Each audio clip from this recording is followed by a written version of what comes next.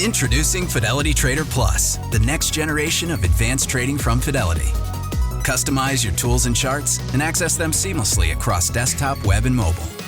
For faster trades, anywhere you go. Try the all-new Fidelity Trader Plus. Learn more about our most powerful trading platform yet at fidelity.com/trader plus.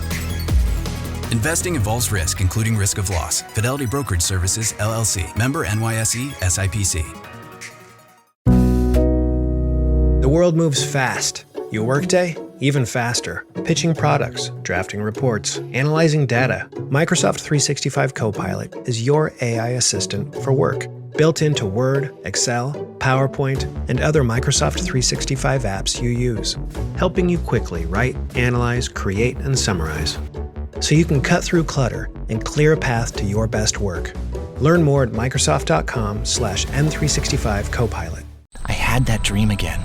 My small business needs to hire, but I don't use LinkedIn, and I hire wrong. So then I'm doing IT, and when I go to plug the servers in, they become sentient, and they won't let us access our network unless we forward their chain emails and memes to more and more and more people, and then I wake up.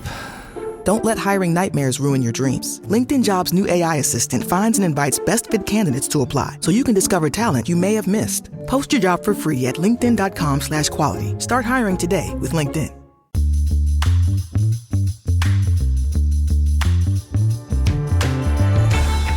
Hey everyone, welcome to this edition of Keep Watch Pass on the It's Not That Bad podcast channel. Now, if you listened to our show last week, you'll know that we talked about movies starring Jedi and Sith.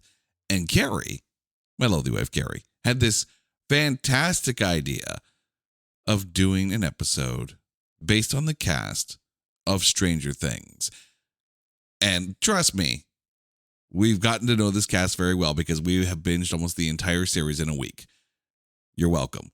But, we're breaking this up into two. So this week, we're going to talk about the kids of Stranger Things. And here to join me, my lovely wife, Carrie. Carrie, how are you doing?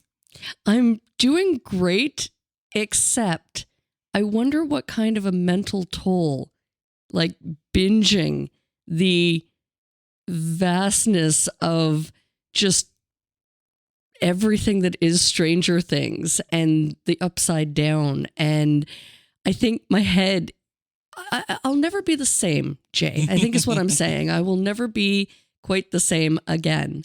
I mean, we are, of course, talking about the show that has had the internet buzzing for a number of years and has given us the single greatest closed caption ever, tentacles squelching wetly. Right now, people are sitting there going, I should now watch the shows with the closed captions on because some of those descriptions are beyond definition. But yeah, so here's what we're going to do. We're going to talk about the kids of Stranger Things. So for our clarification, and for yours as well, we're talking about actors who play characters that were attendees of Hawkins High or Hawkins Elementary, depending on the kids that we choose. And we're going to pick 3 films each. But keep in mind, those films are from their other filmography. So obviously we're not picking the characters, we're not picking the actors. We're talking about the films that these actors have also been in. So we're expanding the Stranger Things world. This is great for people who, happen to play 6 Degrees of Kevin Bacon. Because right now we're giving you a bunch of links. So Carrie, Stranger Things kids, keep pick. What are you going with? I'm going to break tradition here and I'm going to turn things upside down. Okay. Because for my keep, I have 2. No. No. You got to decide between 1. Hear me out. Okay. So I'm throwing it over to you. Okay. Because I see how this is. If you don't pick one of my keep picks, then I'm going to fly with the other one. Fair, but I might surprise you with my keep pick. Okay. Because my keep pick happens to feature Noah Schnapp, who plays Will Byers, Will the Wise, Will the Sorcerer, because he's the voice of Charlie Brown in the Peanuts movie. No way. Oh, heck yeah. Oh, that's awesome. Okay, first of all, let's talk about this Peanuts movie because it was pitch perfect. You know what? You take a look at some of the old properties that were brought back to modern animation, and they don't always fare too well. Critics panned the Garfield movie that came out recently with the voice of Chris Pratt as Garfield. I enjoyed it, but the critics not so much. The Smurfs, same thing. Critics panned every single Smurfs outing. I'm sorry. They're cute. They are exactly what they are. But the Peanuts movie lived in the nostalgia perfectly. It felt like just basically someone updated the animation of like the original old school CBS special presentations, and all of a sudden people who are of a certain vintage can picture that spinning special presentation logo that was on the beginning of every single Charlie Brown special. It was so nostalgic goodness. It's a warm cup of cocoa, that film. Can I just say that I love that everything that we grew up with is making some kind of a circular comeback. You mentioned the Smurfs. Mm-hmm. It might be known, but I was a big Smurfs fan. Just a little bit. Just a bit. Like in my head, I lived in Smurf Village. Okay. So Smurfette was my best friend, you know? For the record, by the way, dear listeners, we did cover the very first Smurfs movie on this show way back when, which Carrie got to double down on her young geekdom with both the Smurfs and also a movie starring Neil Patrick Harris. And also, not going to lie, I absolutely love that Stranger Things and Care Bears have a collab. Mm-hmm. Like, I love that. Right. I'm still waiting for the Stranger Things Transformer to come out. Ooh. Oh, transform a Demogorgon. That's right. Transform a Demogorgon into something. I don't know, but make it happen. But yeah, no, the Peanuts movie, I think it's one of those critic-proof things because it knew exactly what the property was. It didn't try to take the Peanuts characters and put them into weird, wacky adventures. Even the animation just felt like a modernization and not a complete and utter CGI redo. To the people who made the Peanuts movie, hat tip to you all, you nailed it. So now, did I pick one of the two movies that you were going to pick? No, and you have altered the course of my... Ooh. Yes. You've changed everything. Do I need to go with my watch pick and then you double down on this? No, it's cool. I'm ready. Okay. I'm ready. So, Steve. Let's talk about Steve and his hair helmet. Steve the Hair Harrington. I think you know where I'm going with this. I am keeping Free Guy. And my big thing is I thought for sure you would be Captain Obvious and that you would have picked Free Guy because, come on, it was like the perfect movie for the time. You know, where video games are kind of taking over our children's mind and lives. But to kind of flip it, right? It's like video games become real life. Yeah. The NPCs are actually alive. Step into the game, friends. Mm-hmm. You know what I love about that movie? I mean, there's a few things I love about that movie, but let's kind of go through this here. Yes, Joe Keery is great in that. And we love Joe Keery in that. Right? Jodie Comer. I was not familiar with her work, and I loved her in this. Wasn't she fun? And her hair was on point. Oh, heck yeah. Now, are we talking like Free City Jodie Comer? Yes. Or are we talking like the real world Jodie Comer? No, we're talking the kick-ass Free City. Like, I mean, her hair was so cool. Oh, absolutely. The Christoph Beck score for this film is so ridiculously good. Like, the more and more I hear Christoph Beck's work in different shows and different movies, he's very quickly becoming one of my favorite composers. I mean, yes, Hans Zimmer is always going to be up there. Of course he is. But you take a look at some of the movies that Christoph Beck has actually done just recently, and it's insane. So kudos to that. I actually had one of the theme songs or the themes of this film stuck in my head after watching it. So yeah, it was really, really good. And let's not forget about Antoine. Mm-hmm. Solution. So great. How many times have we said on the show, Albuquerque boiled turkey, right? Right? Because it was just such a quotable character. And come on, hat tip to the one, the only Ryan Reynolds for making this happen. Well, I mean, the other And thing it was a too, pandemic movie too. well, I mean, it was filmed before the pandemic. So they actually had the ability to take some time and play on, work into the graphics and all that and do extra things and even get those little Avengers cameos in because, of course, if I remember correctly, this was actually a Fox production. And then, of course, that was around that time when Disney bought Fox. So there was a bit of a delay, but then they were able to put in the Captain America and the Hulk and all that kind of stuff and the lightsaber. So this is one of those situations where we've talked about this before, where the pandemic didn't do many movies good. But I think in the case of Free Guy, the pandemic, and of course the time it took for them to release it, allowed them able to add more and play on that Disney buyout of Fox. All right, so what's your watch pick going to be? So, as I mentioned, you not picking Free Guy changed the course of my plan. And I really wanted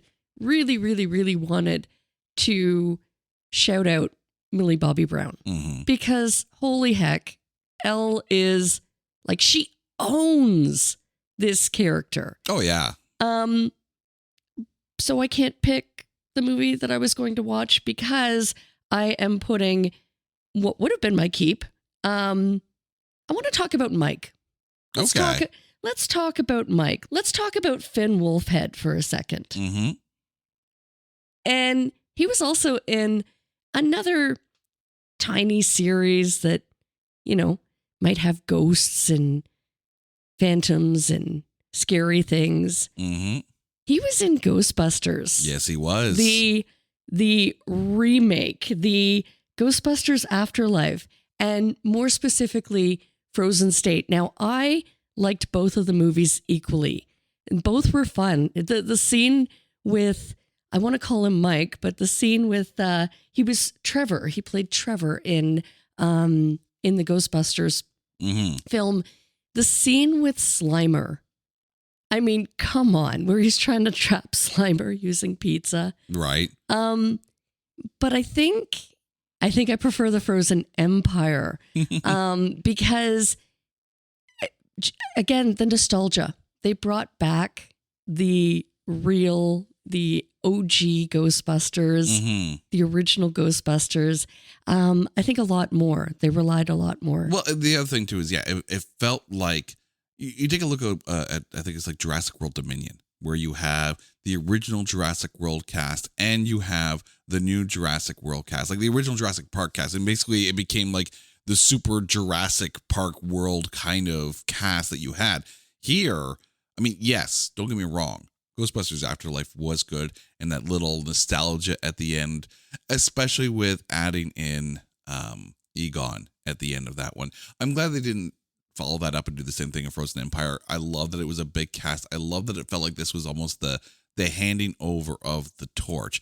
I also find it absolutely funny now that we have binged almost the entire Stranger Things show from start to finish, that in season 2, the 4 are dressed as Ghostbusters.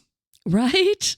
And then absolutely love that. Years later, he enters the Ghostbusters universe.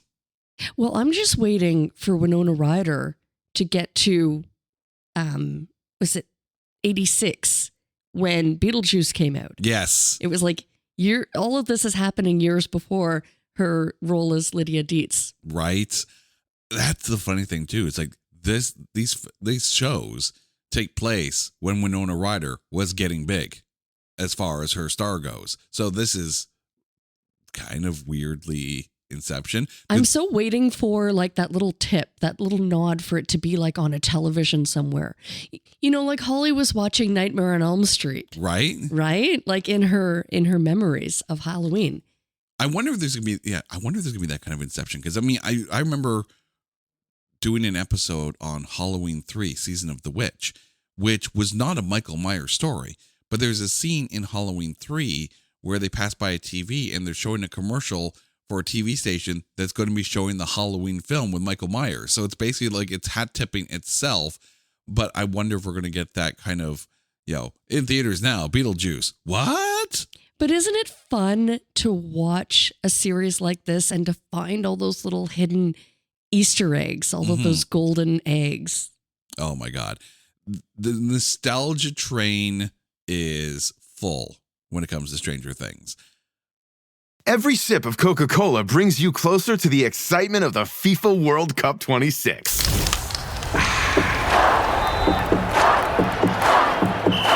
Because nothing compares to the joy. So grab a Coke and drink in the FIFA World Cup 26. No purchase necessary. 13 plus in 50 U.S. states and D.C. with a web-enabled device. Ends March 1st with 8 entry periods. Rules at cokeurl.com/soccer rules. Gold Bond knows that when your skin feels good, you feel good. So look after it day and night and make Gold Bond Healing Lotion your go-to. It's clinically shown to visibly heal and moisturize dry skin in just one use. We all deserve soft, healthy-looking skin every day, so choose a trusted brand with proven results. Gold Bond Healing Lotion. Buy yours now at walmart.com. It's the final chapter of the college football playoff. It comes down to this. Miami's unmatched grit and tenacity through the postseason has led them home. The national title now within reach. They are confident. They are battle-tested. Undefeated Indiana, led by Chris Signetti and Heisman winner Fernando Mendoza, have the chance to take home their first title and claim college football immortality. The most remarkable turnaround in the history of college football. The College Football Playoff National Championship presented by AT&T. Monday at 7:30 p.m. Eastern on ESPN and the ESPN app. I'm glad that you mentioned Millie Bobby Brown, and I'm glad that you didn't pick one of her films for your watch film, because I'm going to pick a Millie Bobby Brown film for my watch pick. And I was flip-flopping. I was tossing up between The Electric State, which came out this past year and was one of those movies that is completely and utterly unfairly maligned. Already covered that on the show. But this is where I'm going to be Captain Obvious, because I'm going with a Godzilla film. I'm going with Godzilla versus Kong. Now, I could have gone with Godzilla King of the Monsters, but I actually really liked Godzilla versus Kong. Like, I will sit here and do my best to defend Godzilla X Kong, the New Empire, even though that is 40 minutes worth of monkey talk. God damn it. But With Diddy Kong. It went to straight up Diddy Kong, who should have died about 7 times in that film. But here we also get Mecha Godzilla in a Godzilla versus Kong film. Now, I mean, it's not a keep pick for me. It's hard to even think of Legendary Pictures even coming close to the quality of film that Godzilla -1 was.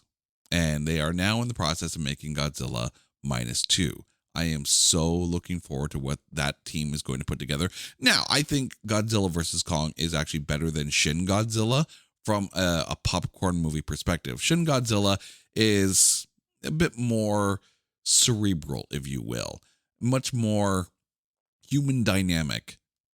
Godzilla vs. Kong, it's monkeys versus lizards, and I can still get behind that. All right.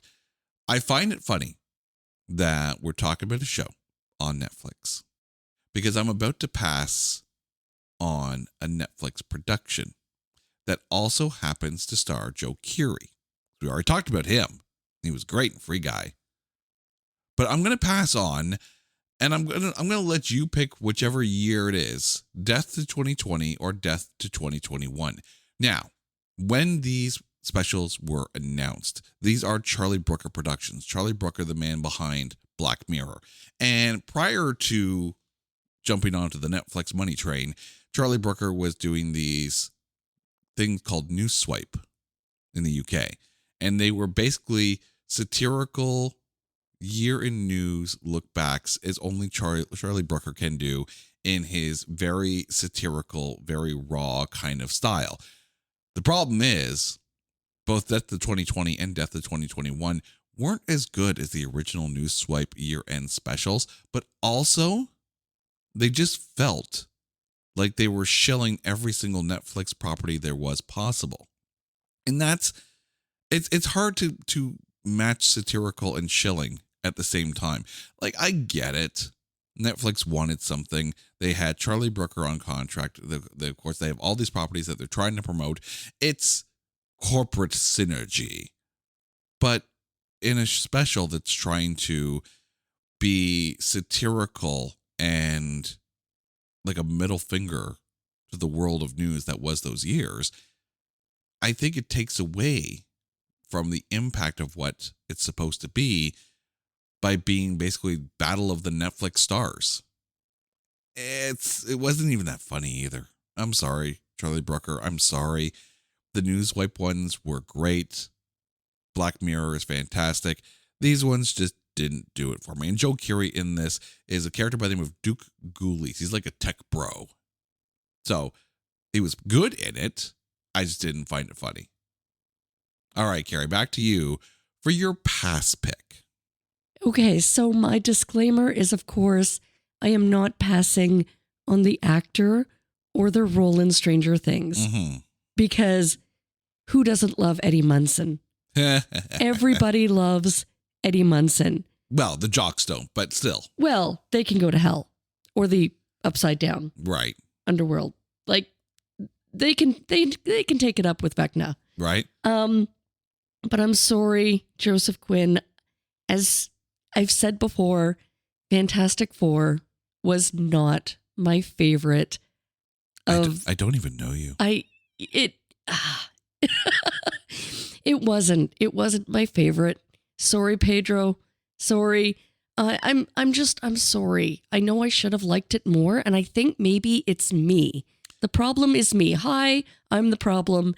It's me. Okay, dear listeners, let me tell you a little bit something about my wife here. I brought her to the theater to go see the very first X-Men film. She fell asleep in the theater. Not during the talking parts. During the big fight scene at the end. You know, the one on the Statue of Liberty with Wolverine and, Magneto trying to use Rogue, and she fell asleep. Carrie does this when the action gets big. This is how I know, okay? I brought her to Godzilla -1 in the theaters. Subtitled. She was wide awake. I expected a nap.